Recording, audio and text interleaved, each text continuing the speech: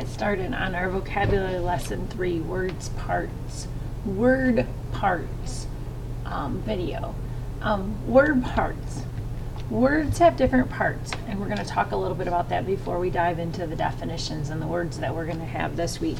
A root is the base word, and base words are roots, so they're interchangeable, that are complete words. They're kind of like the building block. We build the other words off of these roots, and we use the prefixes, which can be added to the beginning of a word, like in or un or non. They are short syllables, 2 syllables, 3 syllables, short words that can be added to the beginning of this base word or root word, and it'll change the meaning. Suffixes can be added to the end of a word, like ation or tion.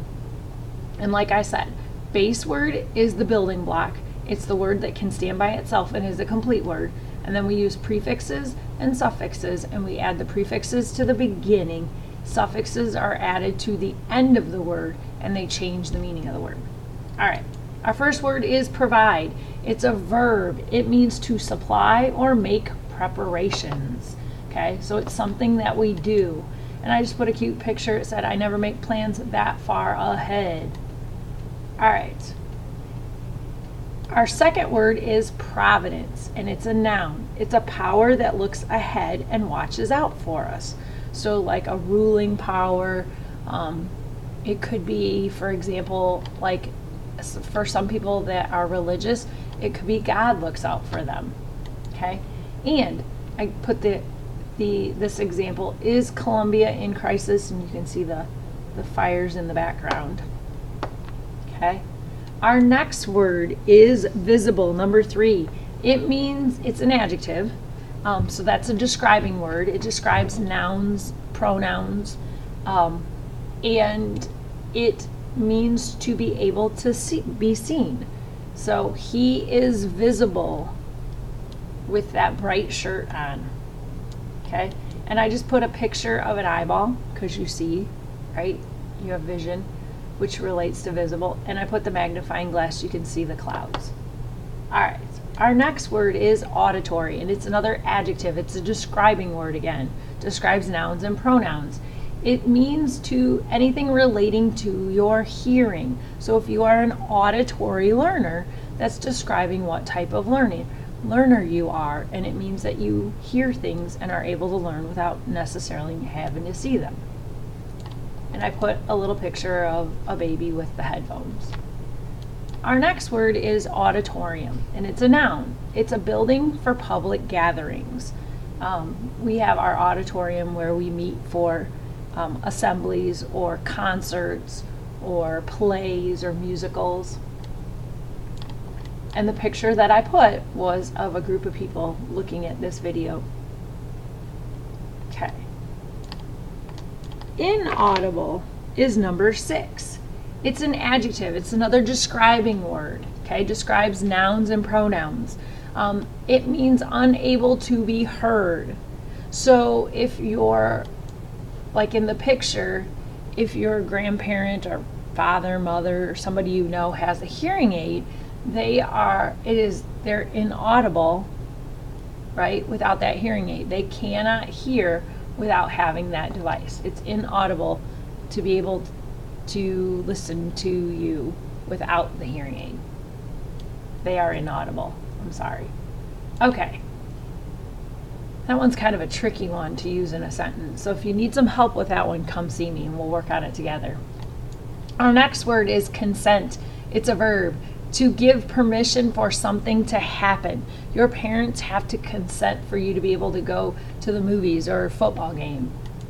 And I just put consent with a person. Okay.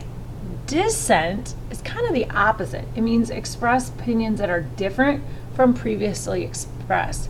A lot of times if you dissent something, you don't agree with it or you don't want to allow it. Okay, and I just put a picture of a group of people and they're protesting, and we have the officer saying shut up, and we have resist, mobilize, interpret, affirm, expose. Okay, so Our next word is dissension, and it's a noun, it's a thing, and it means a quarrel, a disagreement, or argument that is sometimes violent or angry. Okay? And if you notice, the gentleman's trying to speak and the people in the audience aren't listening to him, and they look pretty angry and upset. Sensitize. Sensitize comes from sensitive, and it's a verb, so it's something you do. It means to be easily hurt or to be aware of the feeling of others. And I just put a picture of your knee throbbing if it hurt. You could feel that. Okay. Construct is a verb, and it means, it's number 11, and it means to create by organizing or linking ideas, arguments, or concepts. You constructed your book project based on the ideas of what you came up with. Okay? So if you look, here's the gentleman, he's constructing something with a nail, and you have your hammer that looks like a saw. It says marketing failure, the sawmer. And then the last one, number 12, is design. It's a verb, it's an action verb, to make or work out a plan for something. You designed, or you will design, a new project for your next book project. So I just put a picture, and it has like the telephone, which they had to design, right? The computer, the old Apple computer, a coffee pot. There's a person standing in the background that, I don't know if it's a x-ray or what they're doing, but so there's just a short little symbol picture of that. So if you have any questions about any of the words, how to use them in a sentence, please come see me. When you're writing your sentences or after you finish them, if you'd like me to look at them before you turn them in, I'll be more than happy to. You can just share them with me in Google, but when you finally turn them in, make sure you turn them into Google Classroom.